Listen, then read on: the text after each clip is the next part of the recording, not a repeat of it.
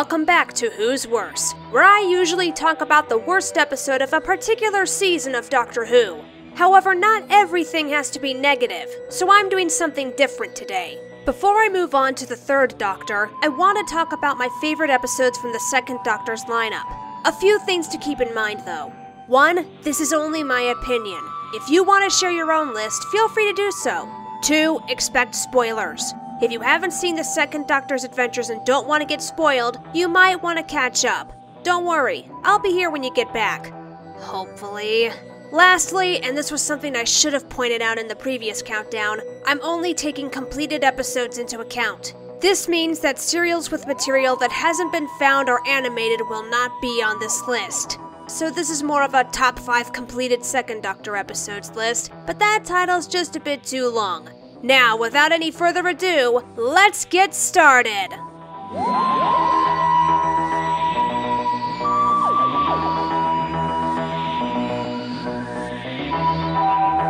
Number 5. Base Underseas stories were commonplace in the second Doctor era. For the most part, they all followed the same formula. Story takes place in a small space from which no one can escape while the villains attack. Take, for instance, the 10th planet. Yes, I know it's a first Doctor serial, but bear with me. The people there couldn't escape because either the Cybermen would kill them, or they would have to deal with the bitter cold of Antarctica. Now, how could you take this exact scenario and make it 10 times worse? By having it take place on the moon.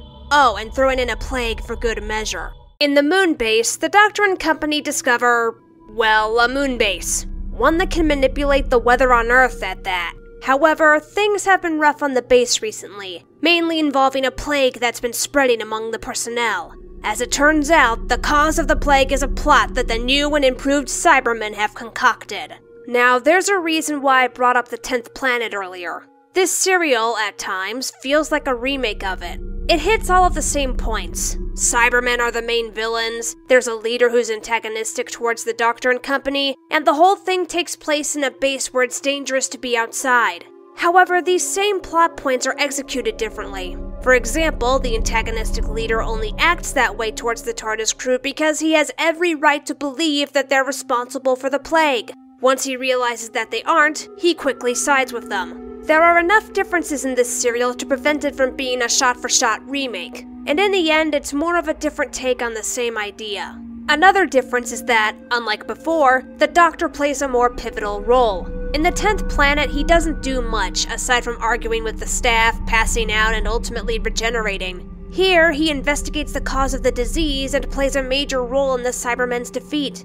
In a sense, whereas the previous serial was the first Doctor's demise, this is where the second Doctor is truly born. By that, I mean this is the serial where his personality finally solidifies. In previous stories, the second Doctor's personality was a bit erratic, coming across as a bit of a crazed man who had a love for hats. From here on, however, he becomes a warm person who can act like a goof on the outside, going so far as to remove a shoe from someone during his investigation, while they're walking about the base. But behind that facade is a calculating and cunning man who can rain hell down on you if pushed too far. Nowhere is this more apparent than in episode 3, where we hear his inner thoughts. They're using the men as tools. Why? Dunno. Yes, I do, though. There must be something in here they don't like. Like the 10th planet, its missing episodes were animated for the DVD release. They're on par with their previous counterpart. They look good, aside from a few moments, like Ben's face when seen from the front. Looks like he inherited the first Doctor's dead face.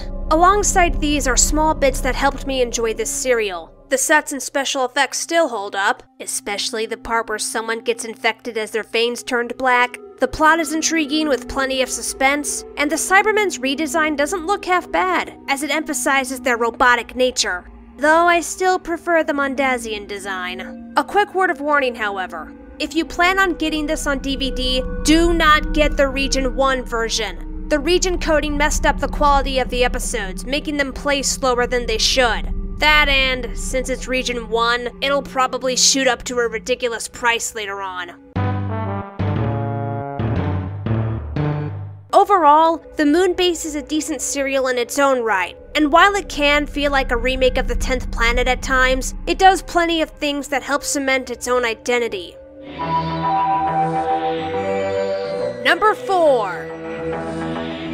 Sometimes serials can have rough starts. Some are able to recover, while others never find their footing.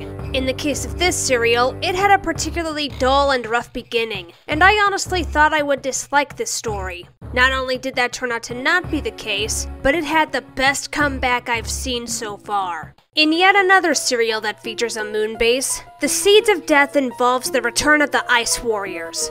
This time, they plan on using the titular seeds to rob Earth of its oxygen, and once that's done, they'll conquer it. They plan on doing this by using a transportation system called TMAT, which will teleport their seeds to key locations. While the Ice Warriors had a decent showing in their debut, they have more of a threatening presence in this serial. Right from the start, they've taken over the moon base, tormenting the crewmen as they're forced to obey their commands, since those that don't get the business end of the warriors' weapons.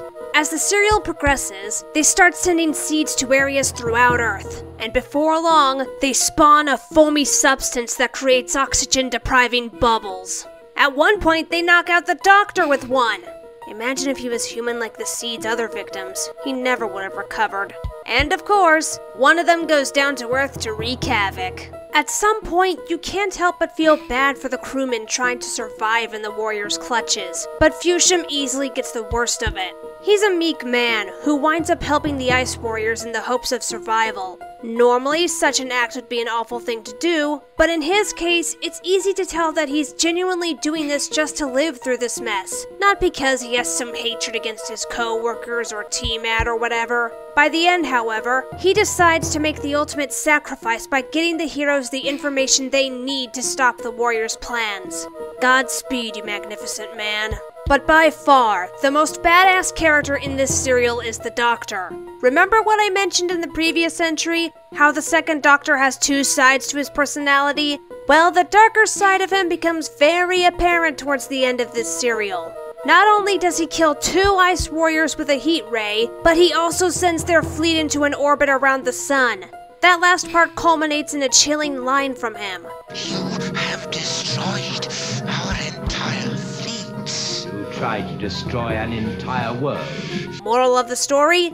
Do not piss the Doctor off. What I like the most about this serial is the tone it develops. Any moment, an Ice Warrior could emerge from behind a door, or a seed could appear in a TMAT cubicle, ready to explode and kill someone. You get this feeling that the characters are fighting an uphill battle, and that any false move would end in their deaths. It makes their ultimate victory all the more satisfying.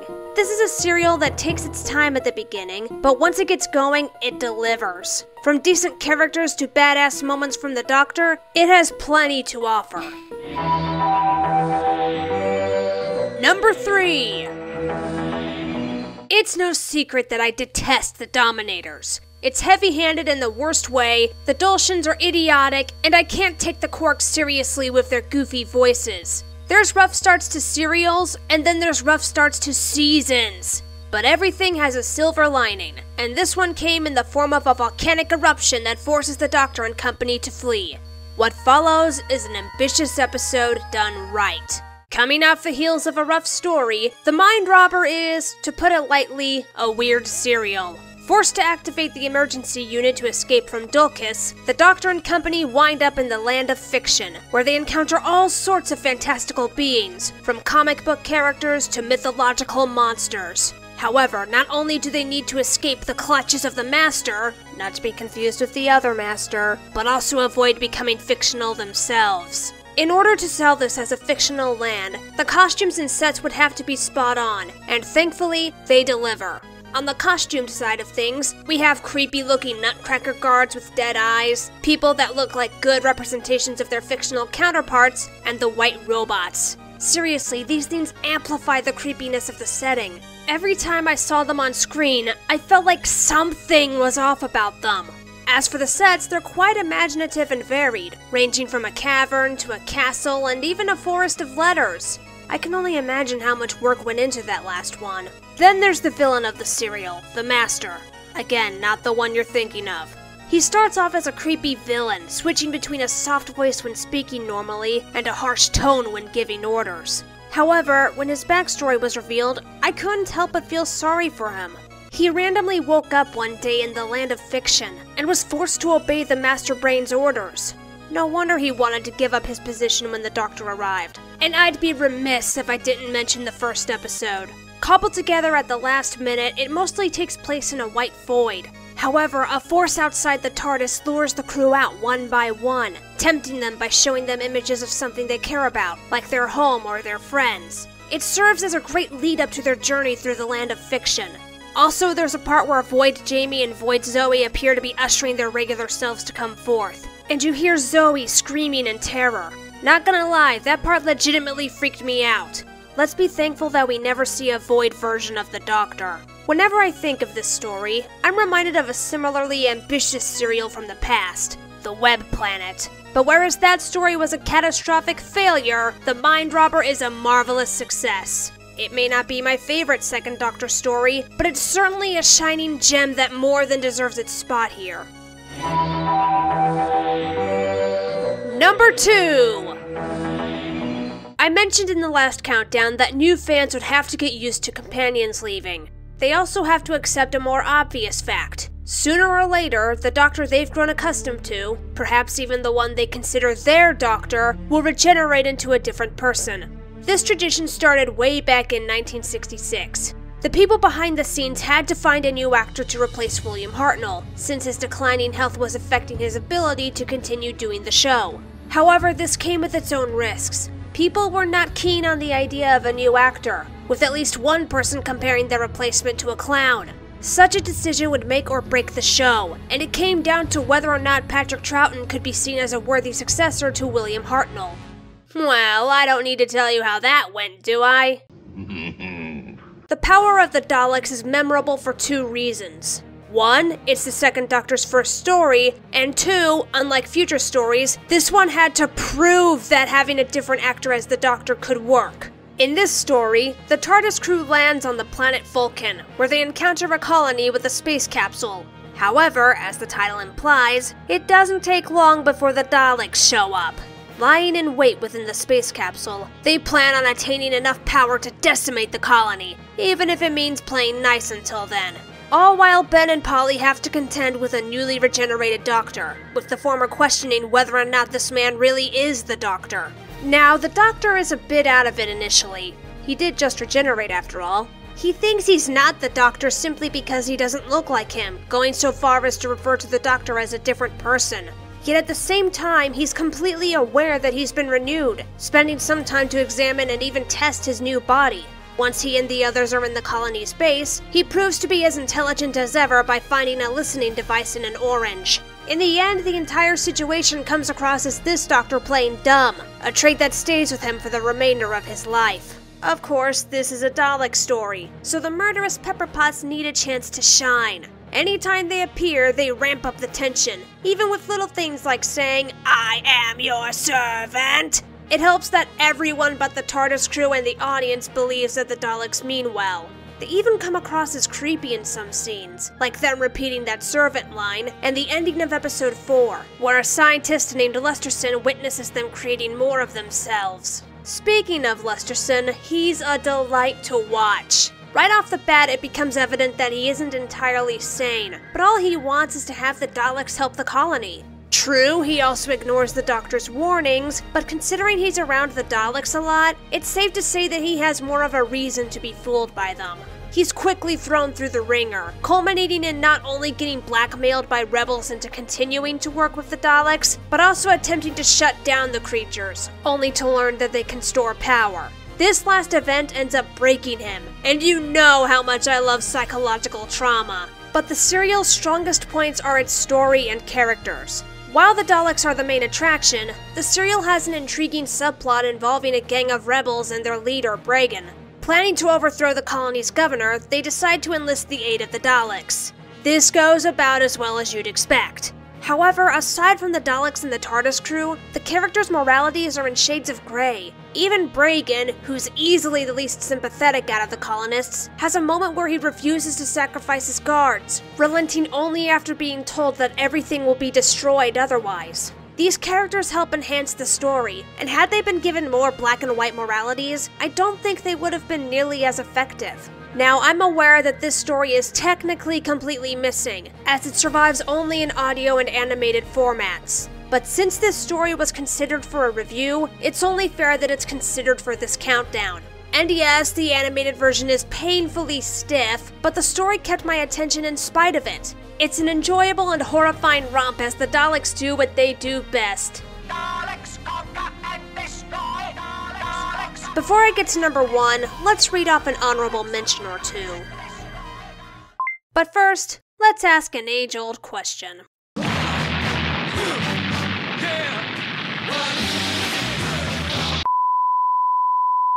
I will admit, I thought I was going to hate this serial when I first started watching it.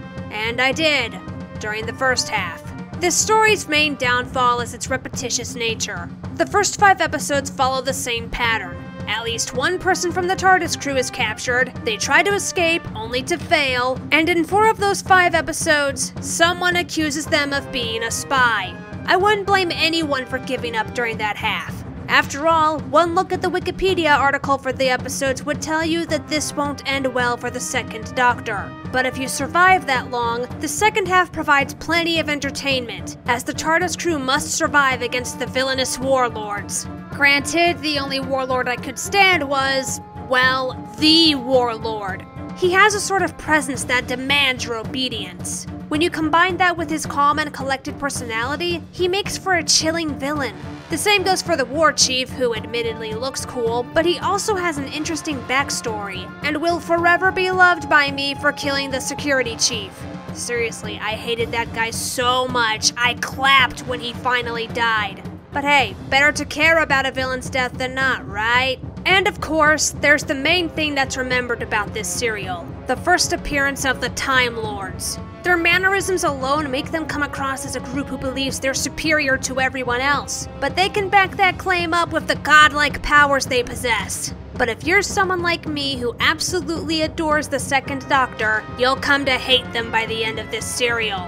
I still suggest watching this with some caution, as you'll need to make sure you won't be busy anytime within the next 4 hours or so.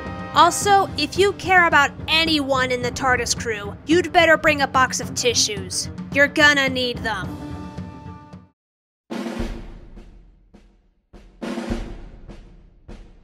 This serial is basically the Cybermen's take on the Dalek invasion of Earth, but less successful since they didn't utterly dominate the planet. It includes yet another redesign for the Cybermen, though this one actually sticks until Earthshock, a story in the 5th Doctor's era. Now, if you happen to like Zoe, you're in luck. She gets to do a lot here, like utterly wrecking a computer receptionist. I'll never get over that look on her face when she destroys that thing. Look at her, looking so proud of her destruction. The invasion has 2 things in common with the war games. It's a longer story, and it has a cool villain in Vaughn. However, this story uses its time wisely, to the point where its length at 8 episodes is almost justified. I do believe it would have worked better at 7 episodes, but better without 1 is better than needing to cut out, say, 3 or 4. As for Vaughn, while he doesn't carry that commanding presence like the Warlord did, he makes up for it by having an unnerving appearance. Personality-wise, he's usually classy and calm, but like the Doctor, he can devolve into a darker side of his character. You think you're indestructible, but I can destroy all of you! On! Spitting off your blowhole sky high! I destroy them all! This serial is known for something important to the mythos of the series, the debut of UNIT. Led by Brigadier Lethbridge Stewart, the people of UNIT provide plenty of great moments, fighting against Vaughn's efforts and playing a key role in the Cybermen's defeat. Plus, their theme is so goddamn catchy.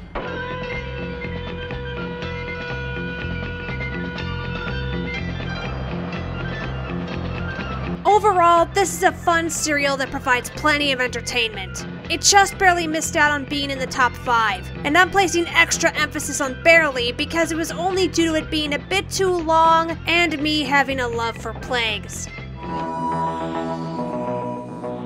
Number 1! The Doctor's got quite the rogues gallery. It mostly consists of horrifying or monstrous creatures such as the Daleks, the Cybermen, and the Great Intelligence. But like I discussed in the previous countdown, sometimes the most evil beings are humans just like us. Sometimes they're simple megalomaniacs. Other times they're flat-out psychopaths. And once in a while they're just trying to do what they think is right, but in a villainous way. But in my opinion, there's one human that reigns over them all.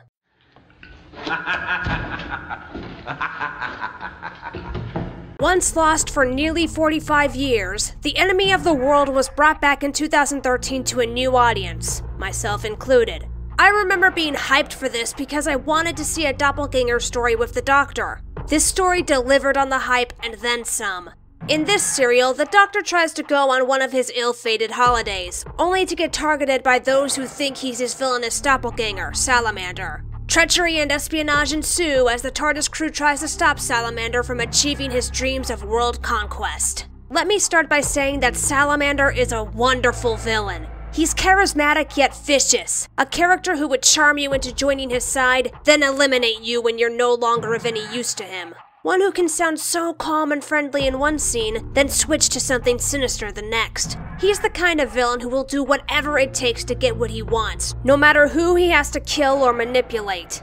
Yet despite all of the horrific acts he committed, I couldn't help but enjoy every moment he was on screen. He was so unrepentant in his villainy, he wound up becoming a glorious character as a result. Since this is a doppelganger story, the Doctor has to pretend to be Salamander, no matter how much he doesn't want to. What helps sell the idea is how different the two characters are. One takes great pleasure in chasing down enemies with the intent to kill them, and would willingly commit murder in order to further his goals. The other would much rather make sandcastles with his friends, and wouldn't resort to violence unless necessary. This contrast is amplified by Patrick Troughton giving both characters masterful performances. I gave you the chance to become something, somebody. You failed to take it. We're going to put you outside, Salamander. No friends, no safety, nothing. You'll run, but they'll catch up with you. Of course, Salamander isn't the only character who steals the show. The rest of the characters are interesting to watch. From Salamander's food taster Faria, to other members of his staff like Bruce and Bennick, to resistance fighters like Astrid and Giles Kent. With a large cast of characters, it's easy for one or more of them to come across as dull or annoying. Not these guys. You can't help but feel their plight, or in the case of the more villainous characters, care enough to see them get their comeuppance. What ties this all together is the story, which is full of great moments with a surprising twist or two thrown in. Seriously, there's a twist near the end that caught me by surprise, and I loved this serial for it. As for the moments, you want hilarity? Listen to Griffin complain about dinner. Warm fuzzies in your heart? The TARDIS crew's got you covered. Somber scenes? Look no further than Faria. Chilling moments? Both Salamander and Bennick can and will deliver. This serial's got it all, and I'm so happy that this was brought back from obscurity. It makes great use of its time by creating a story that will drag you in with its intrigue and won't let go. And that's it for this episode. I already missed the second Doctor, but it's time to move on to a new era. The era of Doctor Who in color. Oh, and the third Doctor, of course. Will the next review feature killer mannequins, sleeping lizardmen, evil astronauts, or an alternate universe? Well, those are my only options. Because for some reason, 25 episodes were split into 4 serials. Ah well, see you next time.